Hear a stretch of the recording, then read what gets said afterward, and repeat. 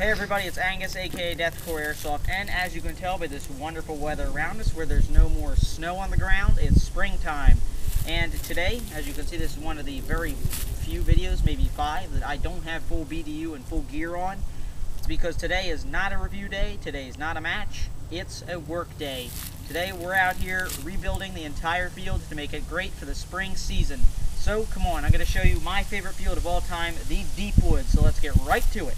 The Deep Woods is my favorite field of all time. As you can see, it's mainly just thick trees spread out across a very large area of about 2 acres. It's very just amazing. I love this field so much. My favorite, simply because I love these trees. I can simply dive behind them, move yard for yard, going up, advancing, until I can hit my opponent.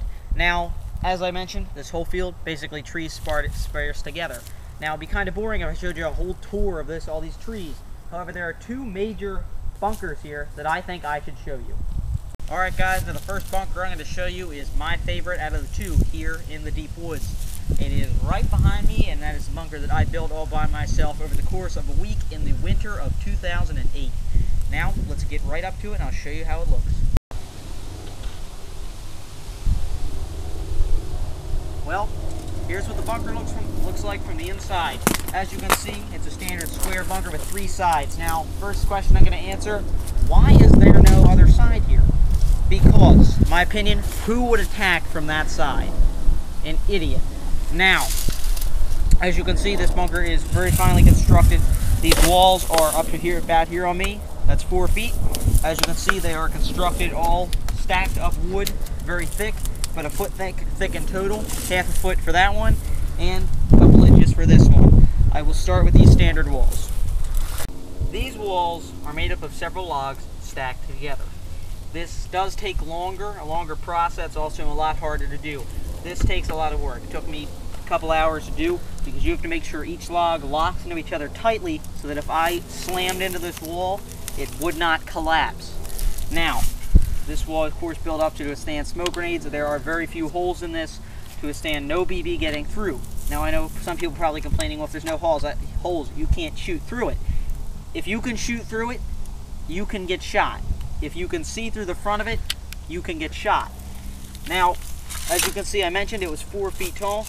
Pretty easy. You can lean over if you're my height and fire. So these walls are pretty well constructed. As for this longer one, this took me actually only 2 hours to make because it's longer wood. These are the cream of the crop logs. These are extremely long, and they're able to fill this large gap, which is around 8 feet. As again, this is a bit taller than that wall. It's also much thicker, a foot thick. That's pretty much guaranteeing no penetration. There may be holes that you can see through in the front, but those holes are blocked by other logs. So there really is no penetration on this side, and it is very well constructed. However, with this one, I can't really kneel. I would have to more so stand. This wall is constructed of a different style than the other 2. Now, as those are logs stacked on top of one another, these are one very long log laid across branches on these trees that make up the base of the bunker, with logs all stacked along it. Of course, in this case, we do have boards here as well. Now, people like this type because it offers not only cover, but it also offers gaps to shoot through. However, I don't like that because if you have gaps to shoot through, you can get shot.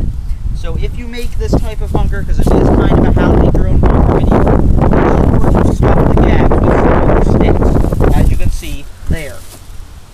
Now these boards, these do provide some better cover. However, close to range, these can be with these are merely very thin sheets of plastic fiberglass that are meant to be able to be moved very quickly.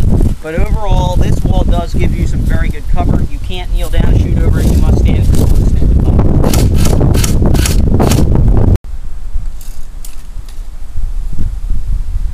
Branching off of the main bunker is a large sort of machine gun nest.